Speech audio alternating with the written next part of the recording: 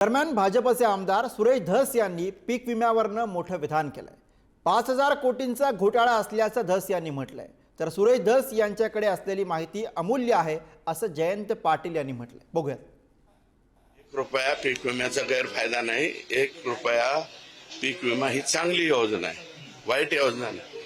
त्या योजनेचा लॅक्युना शोधून त्यातलं मर्म असं काहीतरी शोधून त्यामुळे या सगळ्यांची चौकशी व्हावी। मुख्यमंत्र्यांनी विधान भवनामध्ये आश्वासन दिलेले आणि हा नेमका घोटाळा किती, शासकीय कमिटी म्हणते 350 कोटी, मी म्हणतो हा 5,000 कोटीचा घोटाळा आहे। हा फार मोठा धक्कादायक प्रकार आहे।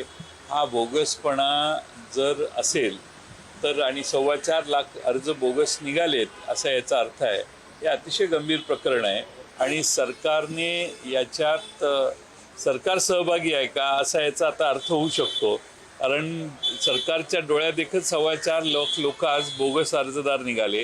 त्यांचं जर सरकारने हे सिद्ध करायचं असेल की आमचा काय याच्यात सहभाग नाही, त्या 4.25 लाख लोकांच्या अकाउंटवर मागच्या 5 वर्षात किती वेळा पैसे गेले याची हिशेब आणि तपासणी महाराष्ट्रात सरकारने केली पाहिजे।